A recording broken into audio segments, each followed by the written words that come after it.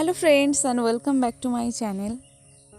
নতুন আরেকটা ভোরের সাথে সকলকে স্বাগত জানিয়ে আজকের দিনের স্টাডি রুটিনটা তোমাদের সাথে শেয়ার করতে চলেছি। অন্যান্য দিনের থেকে আজকের স্টাডি রুটিনটা একটু আলাদা, কারণ সেটা তোমরা দেখতেই পাবে। তো চলো দেখতে থাকো কেন বললাম আলাদা। সকাল সকালে উঠেছিলাম 4টের দিকে, কারণ আজকে যেহেতু সেইভাবে পড়াশোনাটা হয়তো হবে না, সেই জন্যে উঠে পড়তে বসে গেছিলাম। মোবাইলটা ধরতে গেলে অনেকটা টাইম চলে যায়, সেই জন্য আর তোমাদের সাথে কিছু শেয়ার করা হয়নি। তো দেখো চলে এসেছিলাম ঘরের কাজ সেরে রান্না করতে।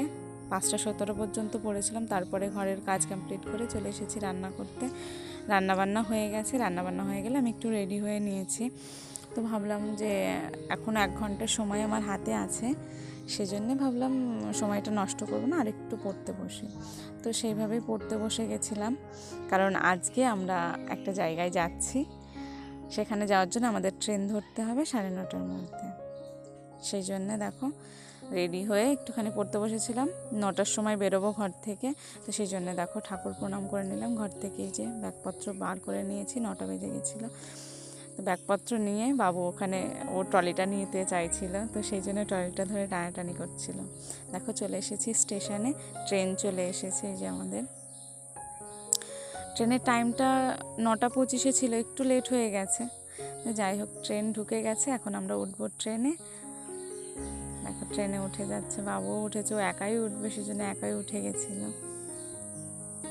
তো চলে গেছি। দেখো ট্রেনটা পুরো বেশিরভাগ সিটই ফাঁকা, তো সেই জন্য যে যার মতো করে বসে আছে। আমরা প্রথমে একটুখানি পরিষ্কার করে দিল আমাদের সিটটা।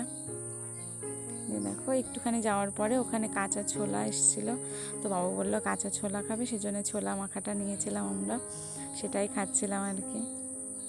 আমরা যদিও আলাদা করে খাবার ঘর থেকে বানিয়েই নিয়ে এসেছি। আমি দেখলাম যে ওরা একটুখানি রেস্ট করছে, আমি একটুখানি বইটা খুলি। যেহেতু ট্রেনের মধ্যে অনেক বই খাতা, তো ওইভাবে নিয়ে যাওয়া সম্ভব না, তো আমি একটা বই বাইরে নিয়ে গেছিলাম, যেটা ট্রেনের মধ্যে পড়বো ভেবেছি। তো সেটাই বার করে আমি পড়তে বসলাম। বাবু একটু খেলা করছিল ওর বাবার সাথে, ওর বাবা একটু এটা সেটা বলছিল। ও বারবার বলছিল পাপা একটা গল্প বলো, তো সেই গল্প শুনছিল। আবার ও আমাকে পড়তে দেখে বলছে পাপা আমার বই দাও।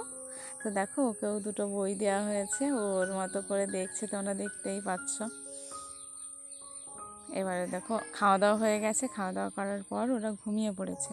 ঘুমিয়ে পড়লে আমি জানালার পাশে বসে একটু পড়তে বসেছিলাম।